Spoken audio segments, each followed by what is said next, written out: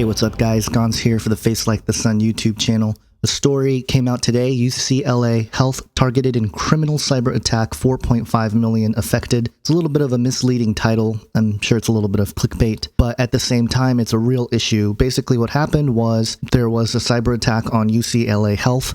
And here is the released statement by UCLA, quote, "At this time, there is no evidence that the attacker actually accessed or acquired the personal or medical information maintained on the impacted parts of the UCLA health network, but we cannot conclusively rule out that possibility," end quote. And so now UCLA is working with the FBI to create a more secure network. Now, why is this important? There's been a lot of actually cyber attack information in the news this last week. CBC News in the technology and science sector had an article, "Attack on Hacking Team Spills Global Cyber Spying Secrets. Everyone from FBI to Sudanese government used companies' software to mount cyber attacks." And let me read a couple paragraphs from this article. It's very interesting. "A dramatic breach at an Italian surveillance company has laid bare the details of government cyber attacks worldwide, putting intelligence chief in the hot seat from Cyprus to South Korea. The massive leak has already led to one spy master's resignation and pulled back the curtain on espionage in the iPhone age." And there's a couple links here to other articles. "Hackers break into network of snooping software maker," and "Adobe Flash exploit revealed by attack on hacking team." Let me continue. Quote, "More than 1 million emails released online in the wake of the July 5th breach show that the Milan-based company Hacking Team sold its spyware to the FBI and to Russian intelligence. It also worked with authoritarian governments in the Middle East and pitched to police departments in the American suburbs. It even tried to sell to the Vatican, all while devising a malicious Bible app to infect religiously minded targets. It's a mini Snowden event," said Israel-based security researcher Tal Be'eri, linking the impact of the leak to the publication of top-secret NSA documents by former intelligence worker Edward Snowden. Be'eri said he, like others, had long suspected the world's security agencies of hacking, but was struck by the ubiquity of it, used on all continents by both democracies and dictatorships. So there you have it. It's out there now that the governments of the world, regardless of their status, are using cyber surveillance techniques. In another article called Cyberattack, "A Big One is Coming, Prepare Now," they basically talk about how and why there is a major cyber attack coming and what we should do to prepare for it. And the article states that it's just to help you prepare, not panic. It's information that will help people once a digital Paul Revere starts yelling, "The hackers are coming, the hackers are coming."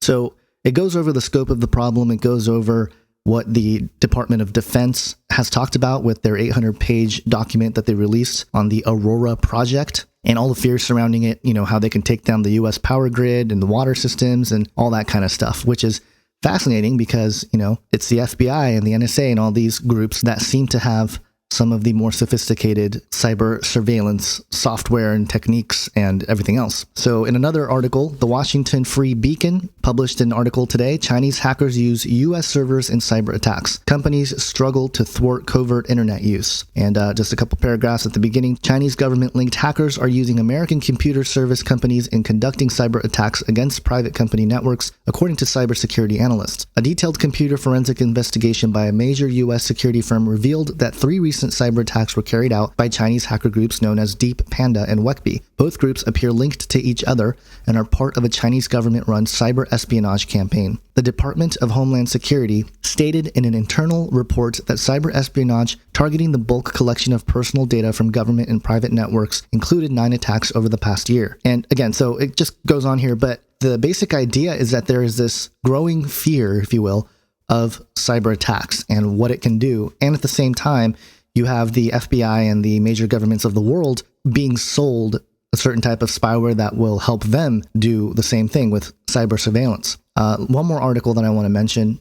This came out on the 10th of July. U.S. agency head resigns over cyber attack. And this was, linked to the article I read at the beginning. But basically, it says here, after fresh details of the scale of the breaches emerged on Thursday, Senator Mark Warner became the first Democratic lawmaker to call for Miss Archuleta's resignation. The Republican House Speaker John Bonner also called for her to step down from the OPM, which holds personal data on government employees working at nearly every federal agency. So, again, internal conflict saying that Catherine Archuleta is insufficient in her job with cybersecurity in the United States, at least in the government. And so this problem seems to be persistent all around not just to individuals, but also through the government, and it's just everywhere.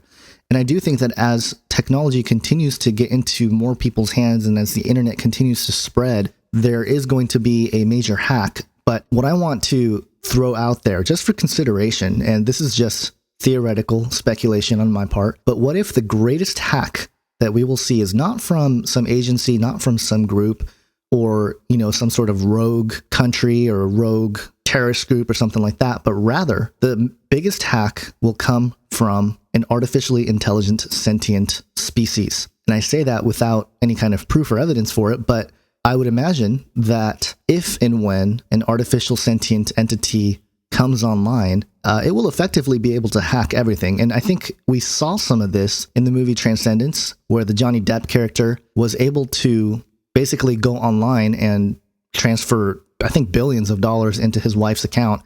We also saw something similar, which for some reason wasn't developed much, in the recent Avengers movie, The Age of Ultron, where Ultron was basically online. But again, for some reason, they didn't really play that card, and, Ultron wasn't as strong as they could have portrayed him, because obviously he was on the internet. He can do whatever he wants. He can definitely cyber attack anybody, anywhere. So it's very interesting as we stumble around and try to get a grasp on cyber attacks in general all over the world. In the meantime, there is this artificial intelligence being born, the technium that we've talked about this week and several times in different videos and stuff. This could be the beginning of something very bizarre and strange. And what I'm suggesting is that this artificial intelligent entity that may come online might not be just an artificially intelligent entity. It could be a fallen angel. It could be a demon. It could be Satan himself. We don't know, but it is very plausible with some of the things that are going on, especially with CERN and various things that happen online. For example, I just got an email from somebody who was concerned about the alien face emoji, which basically, supposedly with a upgrade on the recent OS X, people are getting random alien emoji, and that's because with the iOS 8.3 update that was released a couple months back, people that don't have the update, they don't get the correct emoji that's in the expansion. Rather, they get a little alien face. And so obviously that's really bizarre. Why did they choose an alien face? Maybe that was just a inside joke on the programmers part of it. Just give them the alien, because they don't know what it is. So that could be it. Or, you never know. There may be some more nefarious agendas behind that. But in any case, I wanted to just sort of bring your attention to some of these articles. All of it will be linked in the description section. I believe they will help out in understanding sort of where things are at with this topic, and be prayerful, and again, use this tool, the internet, for good right now. I mean, it's so easy to do terrible things on the internet. It's easy to troll, as you'll see in the comment section of this video, I'm sure, at some point, and many other videos I've done. So it's nothing new, but I wanted to bring this stuff to your attention today. So that's about it for me for this video. Hope you guys have a great day. God bless.